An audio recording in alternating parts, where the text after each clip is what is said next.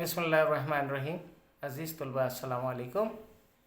After the completion of exercise 2.4, we are moving towards the exercise 2.5. The topic is the equations of the lines parallel to the axis of coordinates.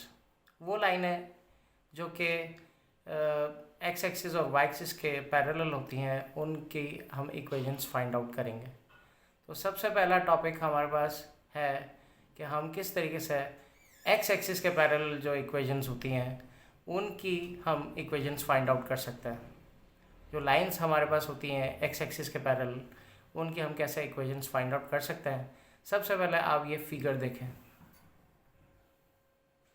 If we go towards the figure, that is there are two mutually perpendicular lines which are in red color intersecting at the point 0. O is the origin, 0 0 is the coordinate of the origin. तो आपके पास which is x axis है और y axis है red colour में, और ये दोनों एक पॉइंट पर आपस में एक दूसरे को कट कर रहे हैं, दैट इज़ ओरिजिन वेयर उस कोऑर्डिनेट्स इज 0 0। एक लाइन हमने यहाँ पे पैरेलल टू एक्स एक्सिस हमारे पास मौजूद है, दैट इज़ L1, और जो कि एक्स एक्सिस के पैरेलल मौजूद है। ये ज़रा देखें, एक्स एक्सिस के बिल्कुल पैरेलल है, रेल की पट्टी की तरह है। इसी तरीके से एक लाइन है हमारे पास L2 हमारे पास जो लाइन है ये भी एक्स एक्सिस के पैरेलल है, और ये भी रेल की पटरी की तरह नज़र आ रही है जो कि एक्स एक्सिस के नीचे मौजूद है। एक लाइन एक्स एक्सिस से ऊपर मौजूद है, एक लाइन एक्स एक्सिस के नीचे मौजूद है। एक लाइन का नाम L1 है और दूसरी लाइन का नाम L2 है। तो जब भी हमारे पास इक्वेशन ऐसी मिलेंगी जो कि एक्स एक्सिस के पैरेलल होंगी, तो हम उनकी equation in terms of Y axis यानी वर्टिकल हाइट की सूरत में हम लिखेंगे।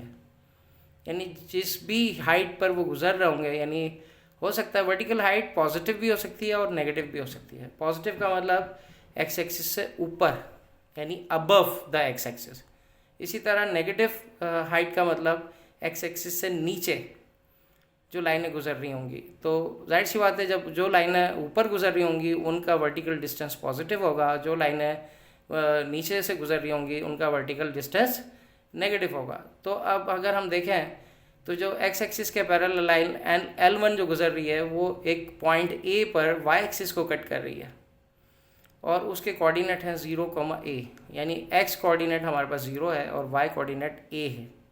यानी वर्टिकल डिस्टेंस हमारे पास A है और horizontal distance from y axis जो है वो 0 है। इसी तरीके से L2 को अगर हम चेक करें तो ये it is cutting the y axis at point B, और उसके कोऑर्डिनेट है हमारे पास 0 एंड -A, यानी x एक्सिस का कोऑर्डिनेट 0 है और y एक्सिस का कोऑर्डिनेट -A है, यानी वर्टिकल हाइट जो है वो हमारे पास माइनस है, नेगेटिव A है। तो अब हम देखते हैं कि हम x एक्सिस के पैरेलल लाइन की इक्वेशंस किस तरीके से लिखते हैं। इसकी हम फॉर्मल डेफिनेशन की तरफ जाते हैं और फिर हम इसको आगे चलाते हैं। So the lines parallel to the x axis are given as, how can we write this line which is parallel to the x-axis.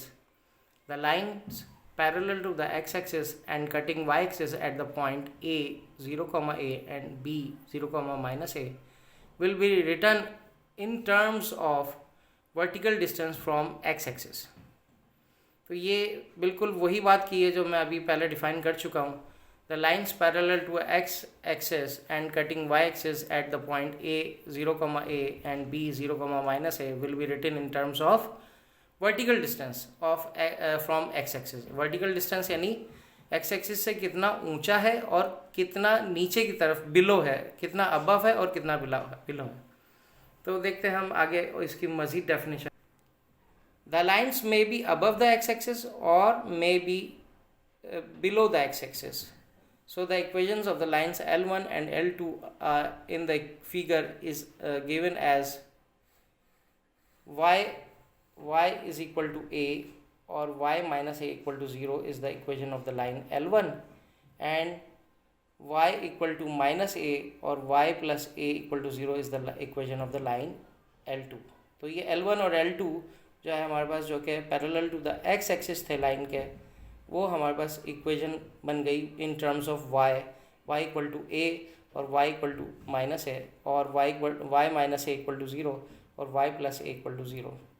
तो ये हमारे पास equation of the lines which are parallel to the x axis है।